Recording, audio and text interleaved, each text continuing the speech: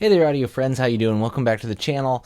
MrAyrit here, and I'm doing a little departure from headphones here because I'm doing some speaker testing. I've wanted to update and get some speakers here for my desk, and then I want to do a little more exploring for my stereo system that's in kind of my main, media, TV watching area, etc., etc.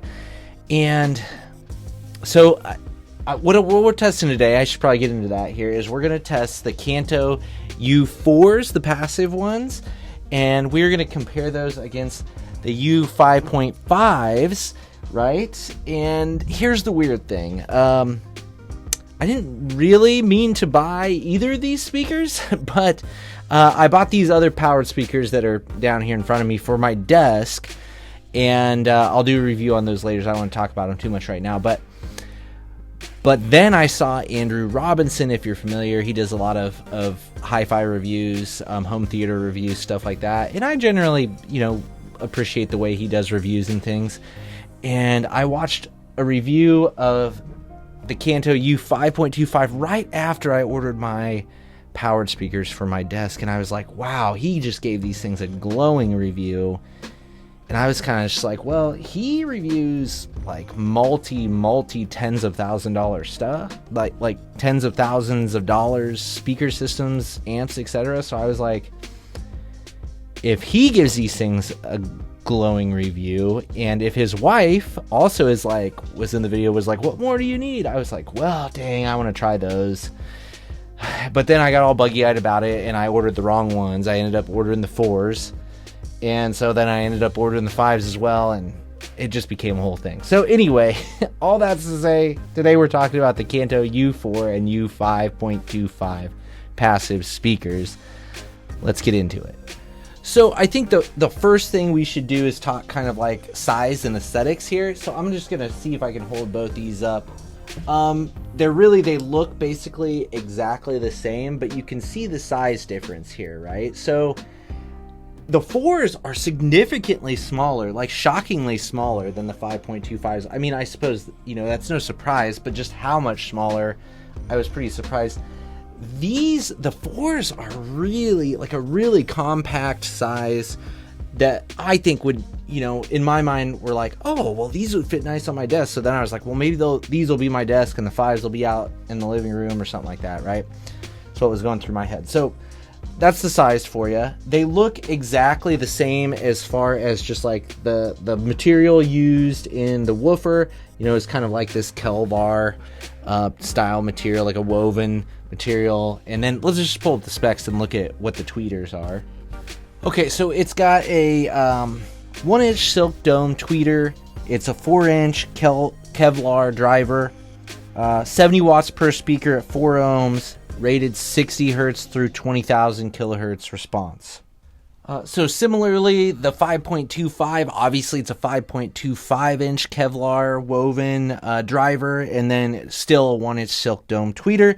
This one is rated for 100 watts per speaker and a 6 ohm rating, and then these guys are rated for 50 hertz through 20,000 kilohertz.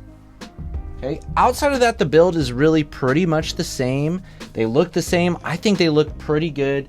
They both have ports on the back. Obviously, the ports on the 4-inch are smaller than the ports on the 5-inch. Binding posts are not the worst I've seen, but they're also not the best either. Definitely not. Like, immediately when I opened the box, I thought, and I pulled them out, I thought they looked really nice, and I was pretty impressed with, like, the build quality for the price. I bought both of mine open box on Amazon, I think for $140 and $180, respectively, for them. And then I hooked them up, and, the 4-inch, I thought sounded pretty decent when I first hooked them up. They definitely have a really nice center image. They're certainly a mid-forward speaker, and but I was surprised by the amount of bass that they had for the size for a 4-inch, and but then I thought they were a little rolled off on the highs, right? Certainly, again, mid forward, and there's definitely a peak kind of at that 2K to 3K range, I thought, to where they could feel even a little bit shouty at times. But all in all, I thought, great center image on them. I didn't feel like there was a great amount of separation going on, and I really felt like I needed a subwoofer. Like, the bass was there, but it wasn't, definitely not what I would want for movies or anything. With music, it's probably passable, but still, I felt it was a little bit lacking. What really, though, like, it just doesn't have the depth to it and, like, spatial information that I look for like a stereo setup. So it didn't quite cut it for me as far as that goes, okay? And so then it was a couple days later that I ended up getting, right, the 5.25s here. And again, I thought, beautiful build. I thought they looked really nice. Hooked them up. And this is what was strange, is I thought they had even less bass than the 4s. And I thought they were even maybe a little bit even more forward in the mids, or either the highs and the lows are pulled back even a little bit more on them. So for me, they didn't seem like they had the same balance that the 4s had, and they were really lacking bass. Like, I definitely wouldn't have used the 5.25s for like a home theater setup without a subwoofer. I did think that they were slightly more detailed than the 4s. I did think that they were a little bit better separated. They still don't throw a super wide soundstage or anything like that, and they still didn't have like the depth information. So I kind of felt like it was more like a wall of sound as opposed to like a stereo image that really was drawing me in, and that goes for really both of these speakers. So ultimately for me, like, if you're looking for like a mid-forward speaker, I think maybe the 4s are what you should look at, but I really think there's probably better stuff out there, certainly better balanced stuff that has more bass and, is just has more separation, better soundstage. There's other things out there to look at, right?